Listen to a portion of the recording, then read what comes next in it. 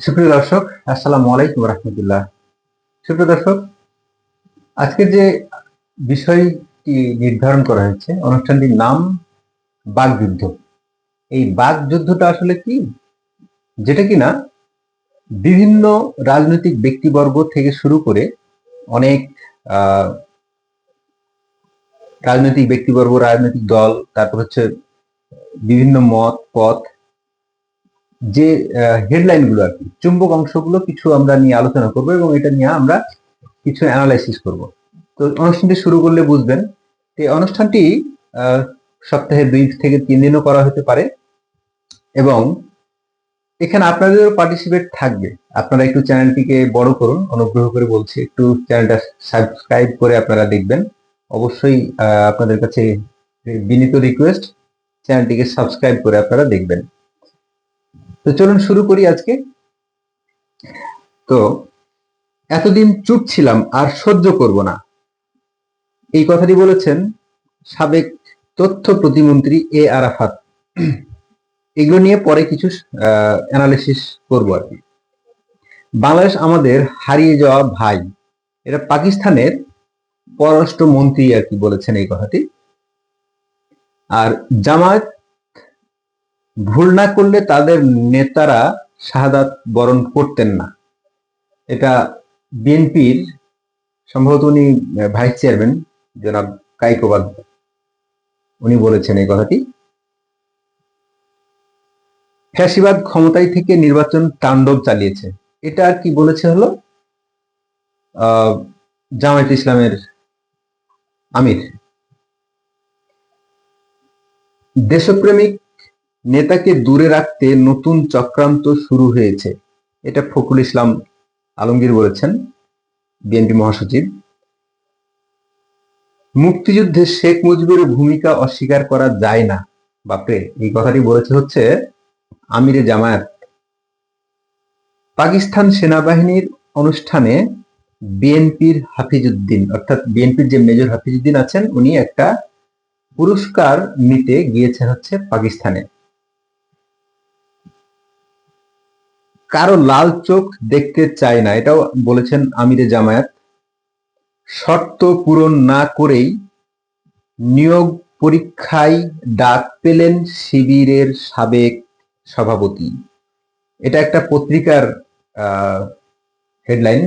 সেটা হচ্ছে কুমিল্লা বিশ্ববিদ্যালয়ে একটা নিয়োগকে কেন্দ্র করে। হত্যাকাণ্ডের বিচার এর নামে প্রহসন চলছে, এটা বলেছেন জাতীয় পার্টি জিএম কাদের। দেশপ্রেম নিয়ে জামায়াতের বক্তব্য হাস্যকর, এটা হচ্ছে রিজভী সাহেবের বক্তব্য, আলোচনা করা যেতে পারে এই বিষয়টা নিয়ে। রুহুল কবির রিজভীর বক্তব্য বিভ্রান্তিকর এবং ভিত্তিহীন, অর্থাৎ এটা জামায়াতের বিবৃতি। আপনারা জানেন যে কয়েকদিন আগে রিজভী সাহেব যে বক্তব্যটা দিয়েছিলেন, সেই বক্তব্যের প্রেক্ষাপটে এটা বলেছেন। খালেদা জিয়ার সাথে দেখা করলেন সেনা প্রধান, এটা খুবই গুরুত্বপূর্ণ একটা মানে নিউজ।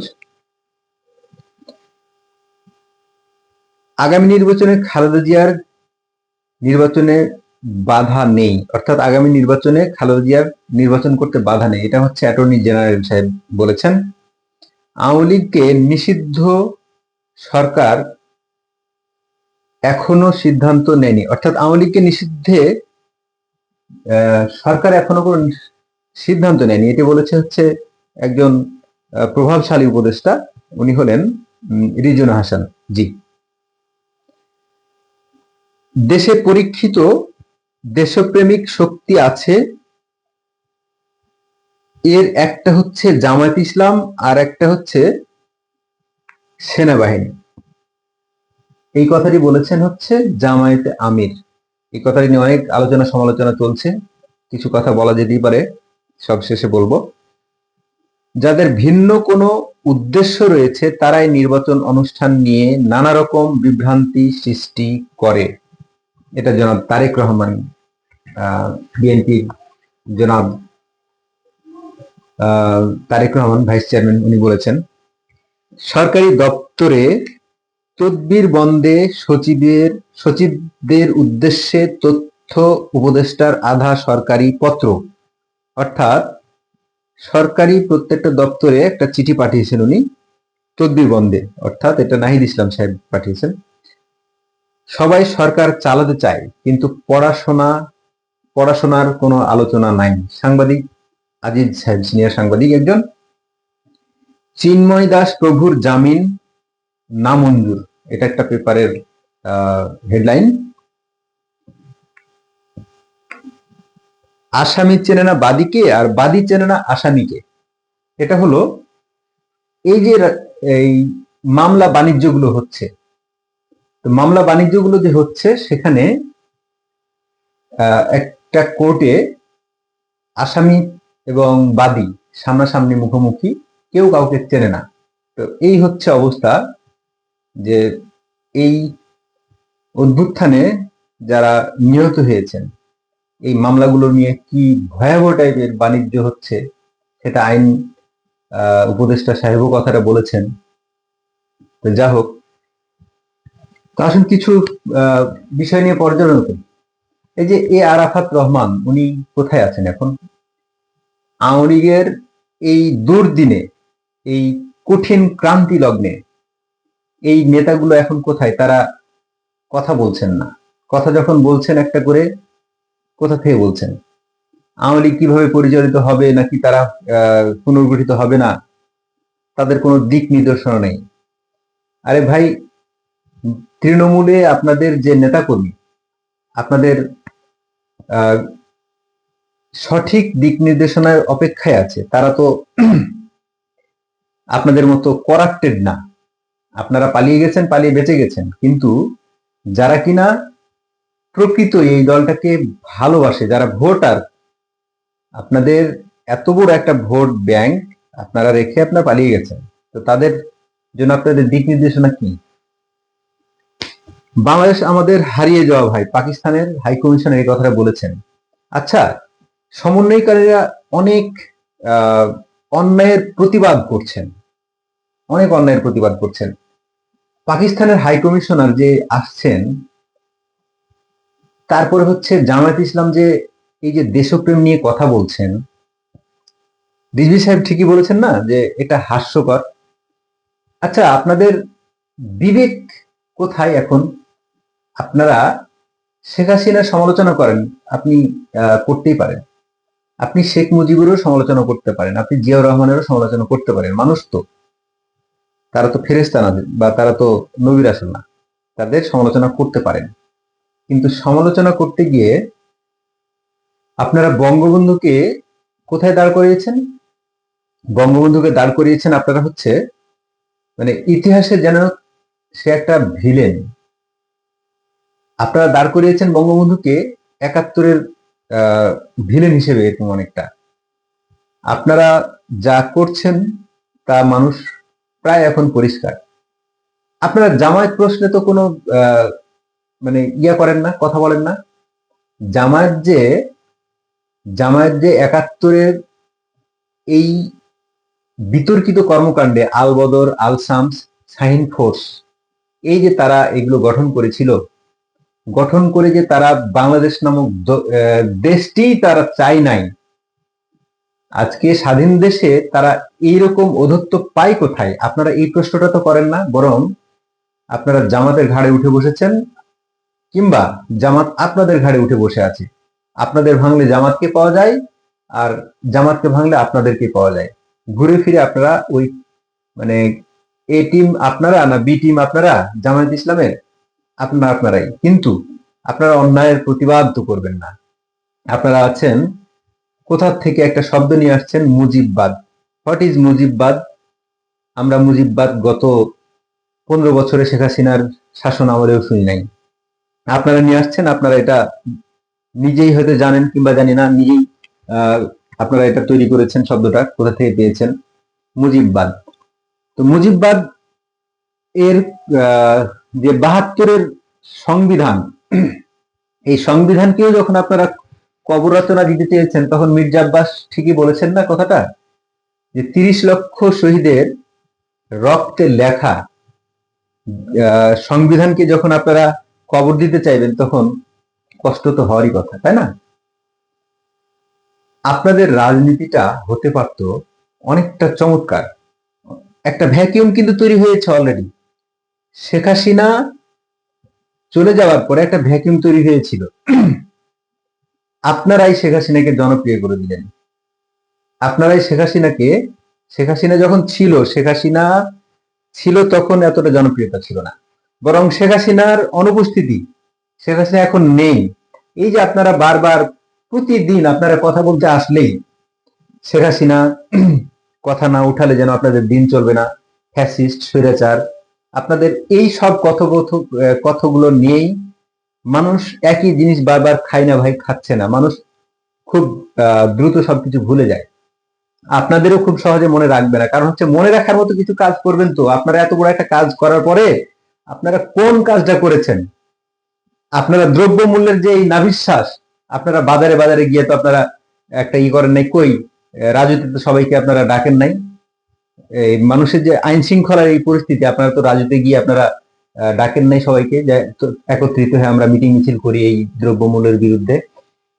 এই কয়েকটা জিনিস, মানে খুব গুরুত্বপূর্ণ কয়েকটা জিনিস না নিয়ে আপনারা যে ইস্যুগুলো তৈরি করছেন একের পর এক, প্রশ্নবিদ্ধ ভাই।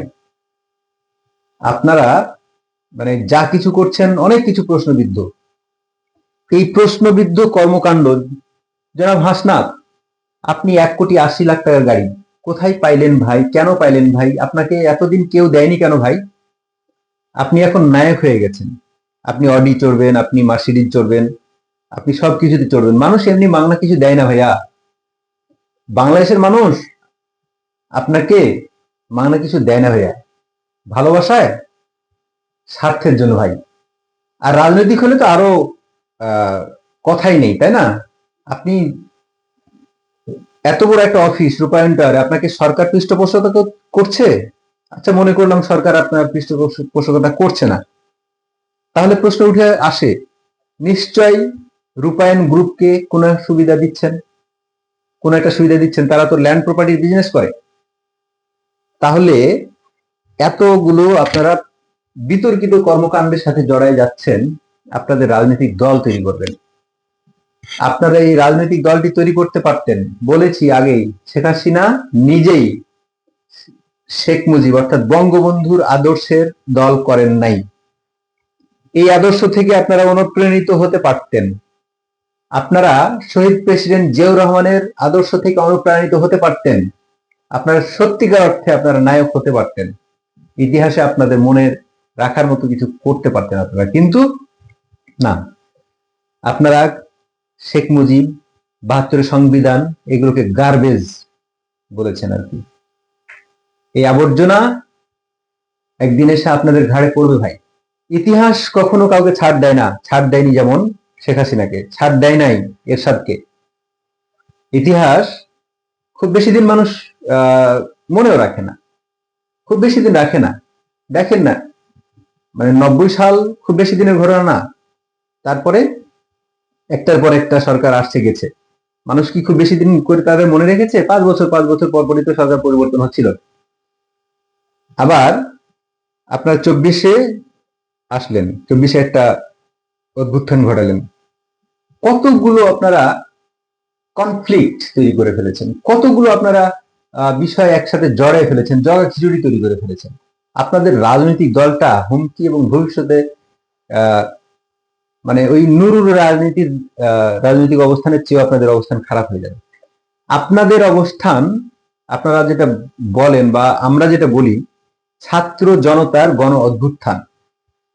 এই যে ছাত্র জনতা, এখন ছাত্র 168 জন সমন্বয়ক আপনারাই আছেন, এবং আপনাদের পিছনে ওই এবি পার্টি আর জামায়াত ইসলাম, এছাড়া আর কিছু নেই। সমন্বয়ক 168 জন, সম্ভবত এরকমই 168 জন। এই সমন্বয়ক ছাড়া আপনাদের পিছনে যে জনতাটি ছিল, জনতা সরে গেছে। আপনাদের পিছনে যে জনতা নেই, আপনারা খুব ভালো করে জেনেছেন। আপনারা আলোচনায় থাকতে আপনারা একের পর এক কর্মকাণ্ড তৈরি করে বেড়াচ্ছেন। আজকে ফেসবুক শাটডাউন দিচ্ছেন, এগুলো আমরা বুঝতে পারি ভাই। এই যে সচিবালয়ের মতো একটা কেপিআই এরিয়াতে ভয়ঙ্কর রকমের আগুন নিয়ে আপনারা যে স্ট্যাটাস আগেই দিয়ে দিলেন, আপনারা কিছু হওয়ার আগেই আপনার মন্তব্য করে বসলেন, সেটা তো ছিল বিগত সরকারের আচরণ। আপনারা যদি সেই সরকারের আচরণ বহন করেন তাহলে পার্থক্যটা কি? আচ্ছা, আপনারা দেখাতে পারবেন বিগত সরকার যে ভুলগুলো করেছিল, যে যে কাণ্ডগুলো করেছিল বা যা কিছু করেছে তা থেকে একটা ভালো কাজ এই সরকার কিংবা আপনারা করতে পেরেছেন? একটা ভালো কাজ দেখান তো। দ্রব্যমূল্য থেকে শুরু করে, আইন শৃঙ্খলা থেকে শুরু করে, যানজট থেকে শুরু করে, মানুষের জানমাল নিরাপত্তা থেকে শুরু করে কোন বিষয়টা একটা একটা আপনাদের সফলতা দেখান তো। আপনাদের সফলতা আপনারা নিজেরাই পায়ের নিচ থেকে মাটি সরাই ফেলছেন। জনতা সরে গেছে মানে আপনাদের পায়ের নিচে আর মাটি নেই ভাই। আপনারা আওয়ামী লীগের যদি জনপ্রিয় না থাকতো, জনপ্রিয়তা বা আওয়ামী লীগের যদি মাঠ পর্যায়ে যদি ভোটার না থাকতো, তাহলে আওয়ামী লীগ করে আপনারা নিষিদ্ধ কিংবা অপ্রাসঙ্গিক করে তোলার এই প্রসঙ্গগুলো নিয়ে আসতেন না। আপনারা নিয়ে আসছেন মানে আপনারা বুঝতে হবে যে এই যে দলটি জনপ্রিয় দল, এদের পুরো 40% সমর্থন আপনারা হারিয়েছেন। এর পাশে আবার আসলো হচ্ছে বিএনপির সাথে তো সরাসরি আপনারা চলে গেছেন হচ্ছে মুখোমুখি, ফেস টু ফেস। আপনাদের মানে যেটা আপনারা এখন যে বক্তব্যগুলো দেন বিভিন্ন মঞ্চে, বিভিন্ন টেলিভিশন টক শোতে, যে নেতাগুলোর সাথে জড়ায় যান, তাদেরকে রাজনীতি শিখাতে আসছেন ভাই? আপনাদের একজন সমন্বয়ক তো টেলিভিশনে গিয়ে কাঁদে। এটা কাঁদার জায়গা না ভাইয়া, এটা কাঁদার জায়গা না। আবার আপনারা বলেন আপনারা বিপ্লবী, আপনাদের মানে কিছু ভাষা আমরা বুঝি না। ভাই, আমরা বাবার প্রজন্ম, আপনারা এক বইয়ের পাঠক, আপনারা মেধাবী তো, আমরা খুব মূর্খ মানুষ। এই যতটুকু মূর্খতা নিয়ে কিছুটা পড়ালেখা করি, আমরা এক বইয়ের পাঠক না। ইতিহাস ভালো করে জানি আমরা। ইতিহাস সার্জিস আলম খুব ভালো জানেন, হাসনাত খুব ভালো জানেন, কারণ এখনো সার্জিস আলমের পুরস্কারের যে র‍্যাক আছে তার বাড়িতে গিয়ে বঙ্গবন্ধুর ছবি সম্বলিত পুরস্কার অনেকগুলো আছে। এই কয়েকদিন আগেই দেখলাম একটা পোর্টালে বঙ্গবন্ধুকে নিয়ে যে আবেগপূর্ণ বক্তব্য মানে সার্জিস আলমের, এটাই হচ্ছে বঙ্গবন্ধু। আবার বলছি, বঙ্গবন্ধু আর শেখ হাসিনা এক নয়। শেখ হাসিনা বঙ্গবন্ধুর আদর্শে রাজনীতি করেন নাই। বঙ্গবন্ধু ছাড়া এই বাংলাদেশ নয়। বঙ্গবন্ধুর এই যে তর্জনীর, এই তর্জনীর সমান পুরো একটা জাতিকে এই তর্জনীতে উনি একত্রিত করেছেন। সুতরাং এই বঙ্গবন্ধুকে আপনারা যে মুজিববাদ, নিপাত আপনারা বলেন, 32 নাম্বার আপনারা ভেঙে চুরে দিয়ে আপনাদের কোনো একটা ইনিশিয়েটিভ নাই। আপনাদের অনেক কিছু বিতর্কিত এই সব বিষয় নিয়ে অনেক মানুষ অনেক কথা বলবে না এখন, কিন্তু ইতিহাস লেখা হবে, একদিন ইতিহাস লেখা হবে। সেই ইতিহাস বড়ই নির্মম। আপনাদের জন্য ইতিহাস খুব ভালো বার্তা দিচ্ছে না ভাই। কারণ হচ্ছে খোদ বিএনপি যদি 30% ভোট থাকে, আওয়ামী লীগ যদি 40% থাকে কিংবা 30%, তাহলে এই যে আপনারা 70% মানুষের আপনার সমর্থন তো অলরেডি হারিয়ে ফেলেছেন। ক্লিয়ার? বিএনপি 30%, আওয়ামী লীগের 40%, আর জামাত ইসলাম কি? জামাত ইসলাম তো নিয়ে আছে একটা মানে একটা স্টেক নিয়ে আছে, তারা একটা পার্সেন্টেজ নিয়ে আছে, ধরলাম 20% আছে। অন্যান্য ডাম বাম সব মিলে আছে আরো 10%। আপনারা কোন সমর্থন নেবেন? কার সমর্থন নেবেন? আপনারা জামাত আপনারা ওই এবি টিম, আপনারা এবং জামাত আপনারা মিলেমিশে ক্ষীর হয়ে গেছেন, খিচুড়ি হয়ে গেছেন। সুতরাং আপনারা গুলিয়ে ফেলেছেন, আপনারা নিজেদেরকে গুলিয়ে ফেলেছেন। আপনারা রাজনীতি নতুন দল করবেন, ওয়েলকাম। তবে ইতিহাসকে বিকৃত করেন না। ইতিহাস বিকৃত করলে সত্যিকার অর্থেই এর পরিণাম যে ভালো হয় না, আপনারাই তার প্রমাণ। যা হোক, যাকে যার যতটুকু মূল্যায়ন আপনারা দিতে শিখুন। আপনারা যদি রাজনীতি করতে চান, ৭১কে মুছে ফেলে বা ৭১কে ক্ষীণ ক্ষীণ বলে ২৪কে আপনারা ৭১ রূপে স্থাপন করতে চাওয়া, এই রাজনীতি আপনারা যদি করতে যান, তাহলে আপনাদের রাজনৈতিক ভবিষ্যৎ ভালো হবে না। আজকে এই পর্যন্তই, অনেক কথা হয়ে গেল, লম্বা ভিডিও হয়ে গেল। সুপ্রিয় দর্শক, ভালো থাকবেন, সুস্থ থাকবেন, এই অপেক্ষায় অন্য কোনো একটি ভিডিও দেখা হবে। আসসালামু আলাইকুম রহমতুল্লাহ।